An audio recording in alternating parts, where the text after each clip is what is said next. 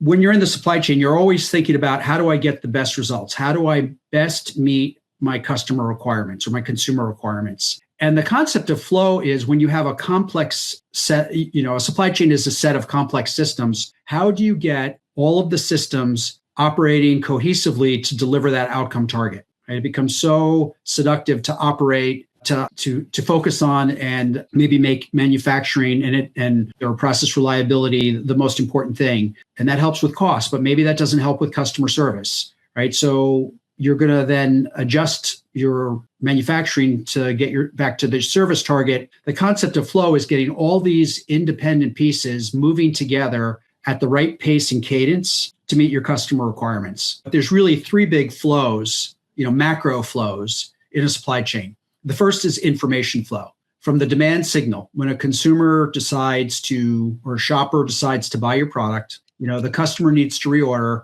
all the way back to the manufacturer, the supplier, right? That's the information flow. Then there's the physical product flow. That starts with the supplier, and moves left to right, if you will, ultimately to the consumer. And then there's a cash flow, which is the consumer or the shopper pays the retailer pays the manufacturer pays the supplier. So those are three macro flows. And this conceptually has been around for a while. What we're talking is more operational flow. Think of a manufacturing site, a DC, shipping to successful delivery to a customer, right? That type of flow is how you get everyday service at Target. One of the challenges with flow is that it often gets interrupted. You gave me a really remarkable statistic. We had interruptions in flow in the Procter supply chain on a frequent basis. You want to share that with the team? Yeah, absolutely. And I know this is dated, but it's the last time I went in and counted this. But in February of 2018, in the continental US, every other day, due to weather, there was some part of the US we couldn't ship to. And what that leads to is you have all this planned work, you have planned inbounds, you have planned receipts, you have planned orders, right? You have planned labor to pick and stage, you have, planned outbound trucks. You get a hiccup, and it takes a while to get everything back to the level of operation that it was before the flow disruption. And really minimizing that flow disruption, that time to recover, is what separates the top supply chains from the rest of the pack. How quickly can you recover? How quickly can you diagnose where your pain points are and what you need to modulate, right? Like you may have delayed, let me just give you an example, Tom. You may have delayed shipping customer orders for 1 or 2 days because you couldn't ship. Well, you now have those orders backed up, and you had, 2 days of orders backed up, and you still had planned day 3 orders. Do you have enough loading docks bays? Do you have the crewing? Can you get enough trailers in through your yard to manage an exceptional load? And if not, how quickly can you get back to the normal flow and the capacities you plan for? That's really the concept of flow. So what do we do to, one, prevent them, but what do you do to mitigate and make sure you can recover more rapidly?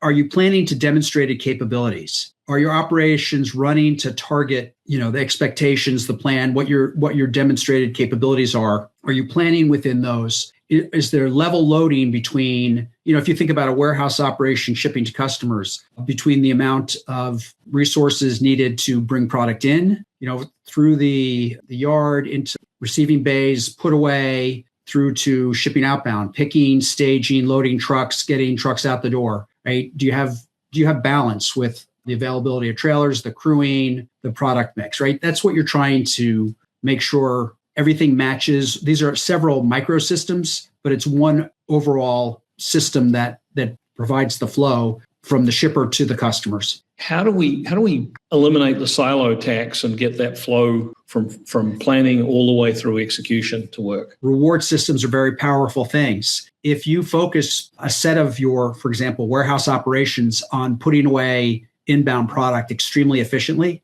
they may actually be clogging the aisles, so people picking products to get customer orders out the door can't do their job, right? So you've got one reward system competing with another. It's the job of leadership to set what's the overarching requirement for the operation and make sure the micro reward systems are congruent, not competing. So I hear accountability and metrics, et cetera, is important to drive, call it the incentives.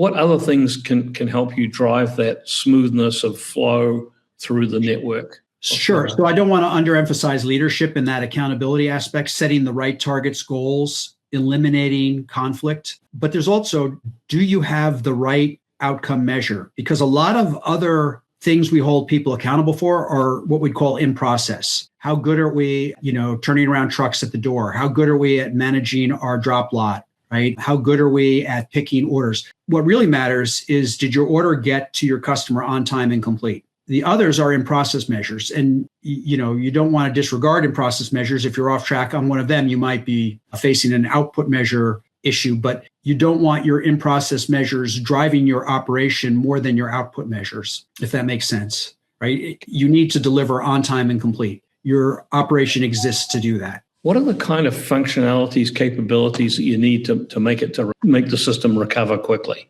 So you need good communications, right? If somebody's trying to optimize, for example, the warehouse yard, and it's not connected to what are we trying to do in terms of inbounds and outbounds, right? It's a disconnect, right? So you need communications to make sure the overarching priority is clear, the status against is clear. This is what I was trying to allude to with flow. It isn't, and if you think about a complex system, it isn't one component of the system. It's the totality of the system needs to be working, in a harmonized, congruent way to get back to your targets. What have you done? What steps have you taken in your past and current consulting work to drive that feedback loop much faster?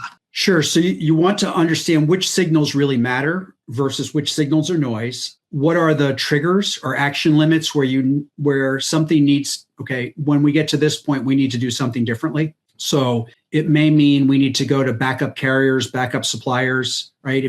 If volume is increasing over some sort of expected period, those are usually the first things you go to, right? It also says you've analyzed your system, you understand your capacities, you understand your demonstrated capabilities, you understand your normal throughput and tolerances, and you're looking for deviations, right? So your system is looked at. Step two is then when you've got, deviations that could show up as a bullwhip, action limits, triggers to what do we do when we hit this scenario. Is that systematic? Put into the planning systems and into the forecasting systems, or is that some really skilled people sitting in a room looking at things and saying, "Boy, I think we've got a problem here"? So parts of it are systemic, and parts of it are work process, right? Having backup qualified suppliers, it's work to qualify the supplier. You may not be putting their capacity in your planning system until the time you need it. Part of it is contingency planning. What if this happens? What would we do? Could we move this production to a different site? Could we move distribution to these customers to a different DC? Do we have backup carriers that we can use in certain lanes? I mean, it's just so the contingency planning, continuity planning, that stuff is more work process. You would document it, but it's not necessarily in your daily operating system. But traditionally, you have a prime carrier for a reason. You want to work with them. They've got the right price. They've got the right service, etc. And when you go to backup carriers, there's incremental cost, etc. How do you make those trade-offs? I'm prepared to spend more money to get better flow rather than stick with the capacity constraint that I've got with the existing carrier. The primary choice of a carrier is they can meet our requirements in terms of reliability and delivering on time, right? Then, of course, cost is very important. What's really important is there's no loss of service. If you're getting an alternate carrier at a better cost, but you're forfeiting service, it's a bad trade-off. One of the challenges that we have is that, in consumer products, flow is driven by your customer, right? To a large extent, the customer requires something. 70% of grocery sales happen on Friday, Saturday, and Sunday. So, hey, we've got this huge spike of demand every weekend. What can be done to mitigate that spikiness that's inherent in the fact that you and I go to the store on the weekends? So there's two ways to attack that, right? One is the more responsive your system is, the more you can really, really react quickly, real time. Okay. If you have the ability to get an order today, ship it tomorrow, deliver the third day, that's pretty real time for a manufacturer to a retailer. The other element is analytical safety stock, if you've got that regular weekly pattern or regular monthly pattern in some geographies, looking at just using inventory to mitigate the peaks of the spikes. Where it gets a little bit more variable is the growing direct-to-consumer market, where, for better or worse, in some geographies, consumers are outraged if they can place an order and not receive it at their home within 2 hours, right? So that's becoming a bit more of a challenge, but it's still the way the online retailers manage that is through inventories. If you were giving advice to an executive and saying, hey, you need to work on flow, here are the 3 things that you should do first, second, third, what would those 3 things be? The first is, I think the overarching measure needs to be clear across the operation. So I've used the example, it needs to arrive on time and in full to the customer, right? The second thing is, people need to really understand their business. People need to understand their work, and they need to understand the connection and interaction with the other parts of the system so that we don't get caught in the trap of optimizing the silo, as you talked earlier, and sub-optimizing the whole. The third thing would be to look for losses and find ways to eliminate them, because barriers to flow typically show up as the root cause is a loss somewhere. Probably those would be my 3. Yeah, and I love the third one, because my experience is that most, maybe that's a bit extreme word, but many companies